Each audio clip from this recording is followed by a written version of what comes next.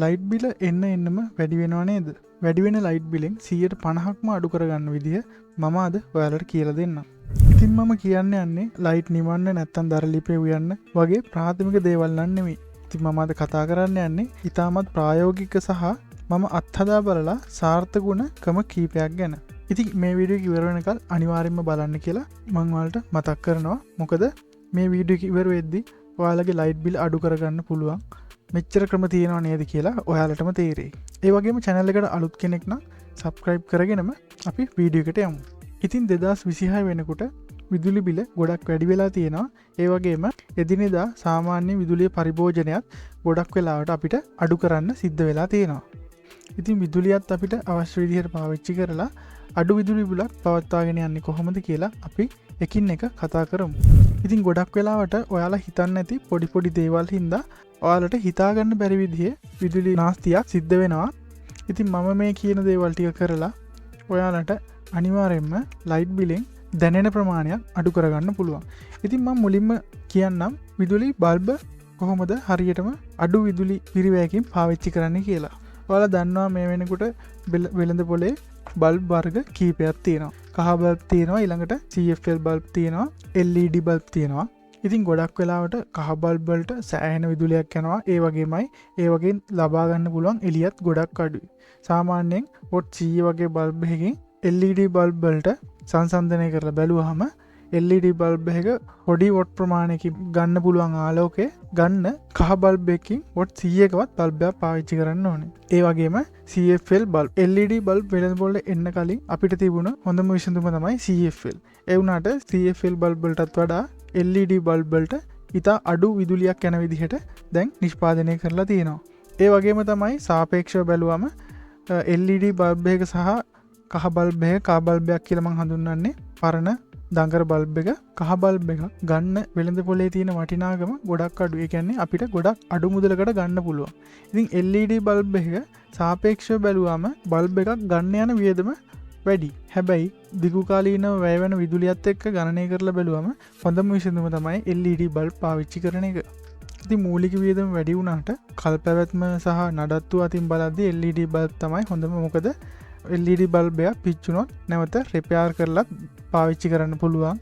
අනික කහ බල්බ් පාවිච්චි කරද්දී විදුලිය වැඩිපුර වැය වෙනවා වගේම ගොඩක් රස්න වෙනවා. මොකද කහ බල්බ් එක දාලා තිබ්බම ඔයාලා අල්ලලා බලලා තියෙනවා නම් දන්නවා ඇති කහ බල්බ් එක රත් වෙනවා. එතකොට කාමරයක අය කීපයක් දාලා තියෙද්දී ඒ කාමරයටත් ඒ රස්නේ යම් දුරකට බලපාන. ඊළඟට ශීතකරණ ගැන කතා කරොත් සමහර විට ඔයාලා හිතනවා ඇති ඔයාලා හරියට ශීතකරණය පාවිච්චි කරනවා මීට වඩා අපි මොනා කරන්නද? හැබැයි කරන්ට් බිල වැඩි. ඉතින් එහෙම හිතනවා ඇති. ඉතින් අද ඉඳන් මම කියන විදිහට කරලා බලන්න. ඉතින් ශීතකරණය පාවිච්චි කරද්දී ගොඩක් වැදගත් දෙයක් තමයි ශීතකරණය තියෙන තැන. ඉතින් ඔයාලා තියලා තියෙන්නේ සාමාන්‍යයෙන් ජනෙල්ලයක් ළඟ නම් එහෙම නැත්නම් බිත්තියකට ගොඩක් ලං කරලා නම් ඒ වගේ එතකොට රයිස් කුකර් එක තියෙන්නෙත් ඒ ආසන්නයේ නම් නැත්නම් හීටර් එක ගහන්නෙත් ඒ ආසන්නයේ නම් ඒ වගේ නම් අද ඉඳන් ඒ වැරදි කරන්න එපා.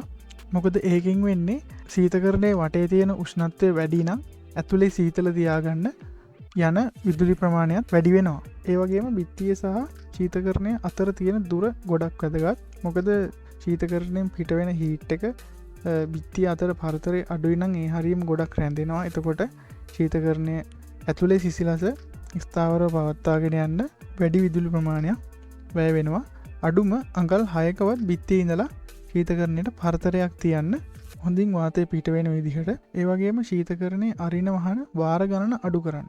ඒ කියන්නේ ගොඩක් වෙලාවට අපි ෆ්‍රිජ් එක ඇරලා බලලා තමයි තීරණය කරන්නේ මොකද්ද ගන්න එක කොතනද තියෙන්නේ. ඒ වගේ දේවල්. ඉතින් අවශ්‍ය දේවල් ෆ්‍රිජ් එක අරින්න කලින් තීරණය කරලා ෆ්‍රිජ් එක අරිනවා නම් අපිට ඉක්මනට වහන්නත් පුළුවන්. එතකොට අපිට තව වැඩි කාලයක් පාවිච්චි කරන්න පුළුවන් වෙනවා. ඉතින් ඔයාලා කඩවල දැකලත් ඇති බෝඩ් ගහලා තියෙනවා ෆ්‍රිජ් එක අරින්න කලින් ගන්න දේ තීරණය කරලා ඉන්න කියලා. මේකටත් හේතුව ඒකම තමයි. ඉතින් ඔයාලට හිතේ සමහර විට මේවා සුළු දේවල් මේ වගේ ලොකු දෙයක් වෙන්නේ නැහැ කියලා. ඉතින් ඔයාලා හිතලා බලන්න ඔයාලා එකපාරක් ෆ්‍රිජ් එක ඇරියට මාසයක් ඇතුළත ඒ විදිහට කොච්චර වාර ගාණක් ෆ්‍රිජ් එක පාවිච්චි වෙනවද? එතකොට වැඩි කාලයක් ෆ්‍රිජ් එක අරගෙන හිටියාම ඒකේ ඇතුළේ තියෙන කූල් එක සම්පූර්ණ එළියට යනවා. එතකොට ආයෙ ඇතුළේ සීතල කරන්න ආයෙත් ෆ්‍රිජ් එක ඔන් වෙනවා. ඒ වගේම හරියටම ෆ්‍රිජ් එක ඇරලා දොර වැහුණාද කියන එක පරීක්ෂා කරන්න සමහර අය සමහර වෙලාවට ෆ්‍රිජ් එක වැහිලා තිබුණ නැති වුණාම සම්පූර්ණ ලොකු විදුලි බිලක් වැය වෙනවා. ඉතින් ෆ්‍රිජ් එක ඇරියාම දොර හරියට වහලාද බලන්න. සමහර වෙලාවට දොර බාගෙට වැහිලා තිබ්බාම කූල් එක එළියට යනවා. ඒ වගේම සමහර පරණ ෆ්‍රිජ් තියෙනවා ඒ වගේ ෆ්‍රේම් එක ඩැමේජ් වෙලා තියෙනවා. ඒ කියන්නේ ෆ්‍රිජ් එක වැහුවට දොරේ ෆ්‍රේම් එක හරහා සිදුරු තියෙනවා. එතකොටත් AC එක එළියට යනවා. ඉතින් ඒ ගැන සැලකිලිමත් වෙන්න. අලුත් වැඩියා කරන්න යන පිරිවැය වැඩි කියලා ඔයාලා ඒක අලුත් වැඩියා නොකර හිටියට ඒ ඔයාලා ඉතුරු කරගන්න මුදල ලයිට් බිලෙන් අනිවාර්යෙන්ම ඔයාලට වැය වෙනවා. ගොඩක් අය පුරුදු වෙලා ඉන්නවා ෆ්‍රිජ් එක උඩින් බඩු මුට්ටු තියන්න. ඉතින් ඒ දේවල් වලින් ෆ්‍රිජ් එකේ උෂ්ණත්වය එළියට පිට වෙන එක ගොඩක් කවර් වෙනවා. එතකොටත් විදුලිය වැඩියෙන් වැය වෙනවා. ශීතකරණය පාවිච්චි කරද්දී සමහරු කරන දෙයක් තමයි රෑට නින්දට යන්න කලින් ශීතකරණය ඕෆ් කරනවා. ඕෆ් කරලා ආය උදේට ශීතකරණය ඔන් කරනවා. සමහරු හිතනවා මේ වැඩෙන් විදුලිය ඉතිරි කරගන්න පුළුවන් කියලා. ඉතින් ඒ කාරණාව ගැන කතා කරොත් ඒ කාරණාවේ දෙපැත්තක් තියෙනවා. මොකද ඔයාලා හිතන්න ඔයාලගේ තියෙන්නේ අලුත් ෆ්‍රිජ් එක. ඉතින් අලුත් ෆ්‍රිජ් එකක් ගත්තාම ඒකේ දොරවල් හොඳට වැහෙනවා. ඒ කියන්නේ සම්පූර්ණ සීල් වෙනවා. ඉතින් එහෙම ෆ්‍රිජ් එක රෑට ඕෆ් කරලා තිබ්බා උදේට ඔන් කරා කියලා ලොකු මුදලක් ඉතුරු කරගන්න තරම් ඒකක ගානක වෙනසක් ලැබෙන්නේ නැහැ. මොකද ඔයාලා රෑට ඕෆ් කරලා තියලා උදේට ඔන් කරාට පස්සේ ඉතින් බෑ 8ක් 10ක් විතර ඕෆ් කරලා තිබිලා කූල් එක හොඳටම බහැලා තියෙන ෆ්‍රිජ් එකේ. ඉතින් එතකොට ෆ්‍රිජ් එකේ තියෙන්න ඕනේ මට්ටමටත් වඩා ගොඩක් කූල් එක බහැලා තියෙන හින්දා එතකොට ගොඩක් වෙලා ෆ්‍රිජ් එක වැඩ කරන්න ගන්නවා ඔන් කරපු ගමන්. ඉතින් එතකොට අර ඉතුරු කරගත්ත කියලා හිතපු ප්‍රමාණය පිච්චෙනවා. ඒ වගේම තමයි අනිත් පැත්ත ගැන කතා කරොත් ඔයාලගේ ගෙදර තියෙන්නේ ගොඩක් පරණ ෆ්‍රිජ් එකක් නම් ඒ කියන්නේ දොරේ ෆ්‍රේම් එක ඩැමේජ් වෙලා තියෙනවා නම් එතකොට ඒක නිකන් රැලි ගතියක් වගේ එහෙම තියෙනවා නම් ඉතින් ඒ වගේ ෆ්‍රිජ් එකක් රෑට ඕෆ් කරලා තියෙන එකේ යම් වෙනසක් තියෙනවා. මොකද ඒ වගේ ෆ්‍රිජ් එක දොරේ ෆ්‍රේම් එක ඩැමේජ් හින්දා කොහොමත් කරන්ට් එක වැඩිපුර යනවා. ඉතින් අපිට අවශ්‍ය නැති අවස්ථාවල ඕෆ් කරලා තිබ්බොත් ඒ අවස්ථාවේදී යම් විදුලි ඒකක ගාණක් ඉතුරු කරගන්න අනිවාර්යෙන්ම බලපානවා. ඉතින් මං කිව්වා වගේ මේක ඔයාලගේ ශීතකරණය අලුත්ද පරණද ඩැමේජ් තත්ත්වය කොහොමද කියන එක මත තමයි තීරණය වෙන්නේ. මේක හැම ෆ්‍රිජ් එකටම පොදුවේ බලපාන කාරණාවක් නෙමෙයි. ඊළඟට මම පැහැදිලි කරන්නම් රත්වන උපකරණ. රත්වන උපකරණ කියන්නේ අපි හීටර් පාවිච්චි කරන උපකරණ. කියන්නේ oven එක. එතකොට හීටරේ, රයිස් කුකර්, අයන් එක. එතකොට ඉලෙක්ට්‍රික් කුකර් එක. ඉතින් මේ දේවල් පාවිච්චි කරද්දී අපිට කරන්ට් එක අඩු කරගන්න පුළුවන්. මේවා සැරින් සැරේ පාවිච්චි කරන්න නැතුව පාවිච්චි කරන වාර ගාන අඩු කරන එක. ඉතින් මේකට උදාහරණයක් විදියට ගත්තොත් වතුර උණු කරද්දී දැන් අපි උදේටත් අපි උණු වතුර බොනවා නම් හවසටත් අපිට උණු වතුර ඕනේ නම් අපිට කරන්න පුළුවන් උදේට එකපාර වතුර උණු කරලා උණු වතුර බෝතලයකට වගේ දාලා නිවෙන්නේ නැති වෙන්න තියාගන්න පුළුවන්. අයන් එක පාවිච්චි කරද්දී පොඩි ළමයි ඉස්කෝලේ යනවා. එතකොට වැඩට යන අය ඒ වගේ වෙලාවට දවස ගානේ අපි රැට අයන් එක පාවිච්චි කරන්න නැතුව අපිට පුළුවන් සතියෙම රෙදි එකපාර ඉරිදට වගේ මැදලා ඒ විදිහට තියාගන්න. මොකද දවස් 7ම අයන් එක ඔන් කරනවා කියන්නේ කරන්ට් එක වැඩිපුර යනවා. සමහරට ඔයාලට හිතෙන්න පුළුවන් ඒ වුණාට දැන් අපි රෙදි 7ක් 7 පාරට මැන්දොත් එකපාර 7ම මැන්දත් යන කාලය එකයි එතකොට යන විදුලි ඒකක ගාන එකයි කියලා. එහෙම වෙන්නේ නැහැ. මොකද අයන් එක අපි කරන්ට් එකට ගහපු ගමන් එවෙලෙම රෙදි මදින්න බෑනේ. ඒක රත් වෙනකල් අපි ඉන්න ඕනේ. එතකොට ඒ ටයිම් එක දැන් එකපාරක් රත් වුණාට පස්සේ අපි රෙදි මැදගෙන යද්දී ඒකේ අවශ්‍ය හීට් එක අඩු වුණාම ආයෙ ඔටෝමැටිකලි රත් වෙනවා චුට්ටක්. ඒ විදිහට ඔන් වෙවි ඕෆ් වෙවි ඒ විදිහට තමයි මේ වැඩ කරන්නේ. එතකොට අපි දවස් 7 පාරට රෙදි මදින්න ගත්තාම හැමදාම ඇඳුම මැදෙන්න ඕනේ හීට් එකට එනකල් හැමදාම රත් වෙන්න ඕනේ. එකපාරක් නෙමෙයි. ඉතින් ඒකට ලොකු කරන්ට් එකක් යනවා. ඉතින් මේ දේ මේකයි මං කිව්වේ සැරින් සැරේ කරන්නේ නැතුව එකපාර ඒ දේ කරගන්න පුළුවන් නම් ඒකෙදිත් අපිට සැලකිය යුතු විදුලි ඒකක ගාණක් අඩු කරගන්න පුළුවන්. රත් වෙන උපකරණ ගැන කතා කරපු හින්දම මම රයිස් කුකර් ගැනත් මෙහෙම්මම කියන්න. ඉතින් රයිස් කුකර් එක පාවිච්චි කරද්දි සමහර ගෙවල් වල ඉන්නේ දෙන්නයි නැත්තම් තුන් දෙනයි ඒ වුණාට ලොකු රයිස් කුකර් පාවිච්චි කරනවා. හැබැයි උයන්නේ ගොඩක් පොඩි ප්‍රමාණයක්. එතකොට අර ලොකු රයිස් කුකර් එකේ යට ප්ලේට් එක රත් වෙන්න ලොකු කරන්ට් එකක් යනවා. අපිට පුළුවන් නම් ඒ වෙනුවට පොඩි රයිස් කුකර් එකක් පාවිච්චි කරන්න.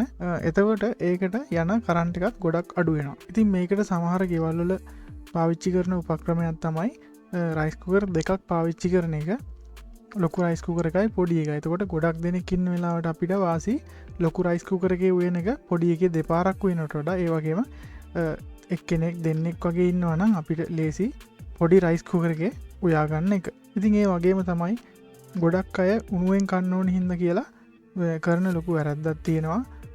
වෙලාවකට දැන් උදේට කාලා ඉතුරු වුණාම පොඩ්ඩක් බත් ඉතුරු වෙන ඒක අර වර්ම් මොඩ් එකේම තියෙනවා. කියන්නේ ගොඩක් රත් වෙන්නෙත් නෑ, බත් එක නිවෙන්නෙත් නෑ. ඒ කියන්නේ දැන් රයිස් කුකර් එක ඕෆ් වුණාම ඒ මොඩ් එක වැටෙනවානේ. එතනදී පොඩි හීට් එකක් හැම වෙලේම රයිස් කුකර් එකේ තියෙනවා. ඉතින් සමහර වෙලාවට රයිස් කුකර් ඕෆ් වුණාට පස්සේ බිත්තියෙන් ඕෆ් කරන්න ඒ විදිහටම තියෙනවා. එතකොට ඒකේ ඇතුලේ හීට් එක තියෙනවා කියන්නේ රත් වෙන කල්ම දිගටම පොඩි කරන්ට් එකක් වැය වෙනවා. ඉතින් මේකත් දිගටම වැය වෙද්දි ලොකු විදුලි බිලක් වැඩි වෙන්න ඍජුවම බලපානවා. ඊළඟට අපි බලමු මෝටර සහිත විදුලි උපකරණ පාවිච්චි කරද්දී කොහොමද කරන්ට් බිල අඩු කරගන්නේ කියලා. ඉතින් මෝටර සහිත උපකරණ කියලා මම අදහස් කරේ වොෂින් මැෂින් එක, එතකොට ෆෑන් එක, බ්ලෙන්ඩර් එක, එතකොට AC එකක් තියෙනවා නම් ඒක.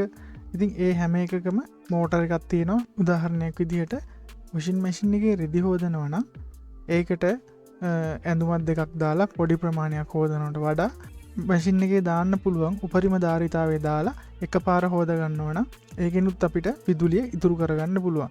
මම මේ කියන්නේ මැෂින් එකට දාන්න පුළුවන් ප්‍රමාණයටත් වඩා සම්පූර්ණ එකක්ම පුරවන එක නෙමෙයි. එහෙම වුණොත් ඒත් මෝටරේට දරාගන්න පුළුවන් සීමාවක් තියෙනවා. එතකොටත් වැඩි විදුලි බිලක් වැය වෙනවා. මැෂින් එකට දාන්න පුළුවන් උපරිම දාලා සතියට සැරයක් විතර එක පාර හෝද ගන්න පුළුවන් නම් මේකෙදිත් අපිට ලයිට් බිල අඩු කරගන්න පුළුවන්.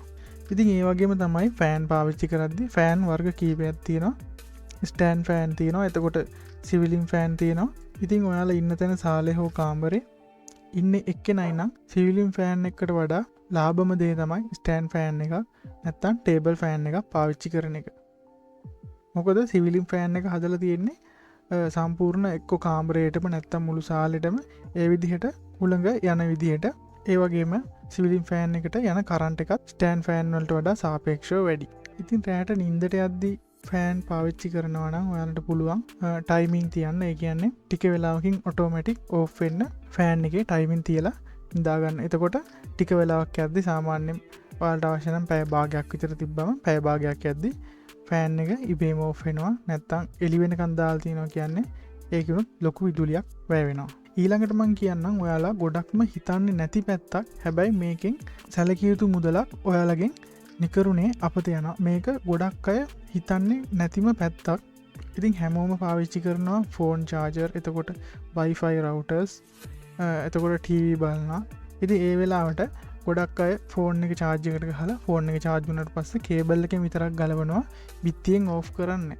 ඉතින් මේකෙදි හිතන්නේ එතකොට ෆෝන් එක ගැලවුවට පස්සේ හරි දැන් චාර්ජර් එක ගලවලා තියෙන හින්දා කරන්ට් එක වැය වෙන්නේ එහෙම කියලා. හැබැයි ෆෝන් එක ආයෙ පාරක් අපි ඒ වෙලේ චාර්ජරේට ප්ලග් කරද්දිම කරන්ට් එක එනවා. ඒ කියන්නේ චාර්ජරේ හැම වෙලේම රෙඩි පිට තමයි තියෙන්නේ. ඒ වගේම TV එක අපි රිමෝට් එකෙන් ඕෆ් කරන්න බෑ.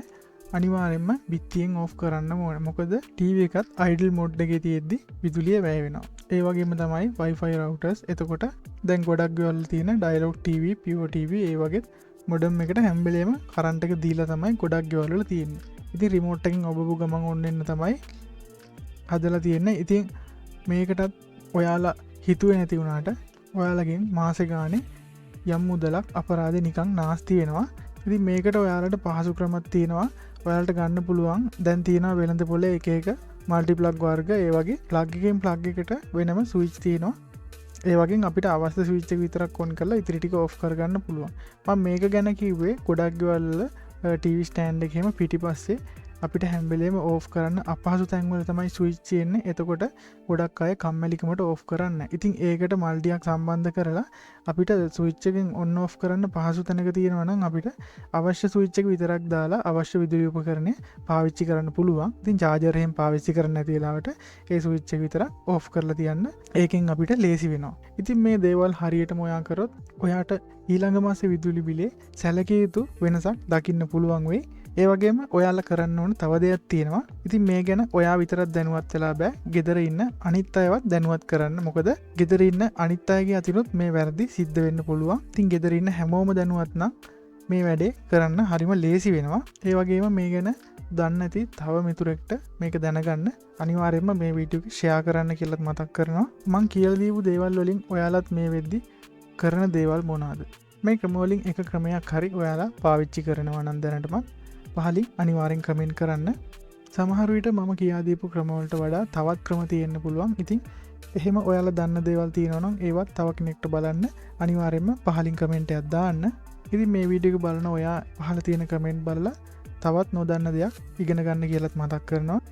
ඒ වගේම මේ වගේ ඔයාලට තවත් දැනගන්න ඕනි දේවල් තියෙනවා නම් ඒකත් පහල කමෙන්ට් සෙක්ෂන් එකේ දාන්න කියලා මතක් කරනවා. එහෙනම් මේ වගේ වැදගත් වීඩියෝ එකකින් හමු වෙමු. සබ්ස්ක්‍රයිබ් කරලා තියාගන්න. හැමෝටම ජය වේවා.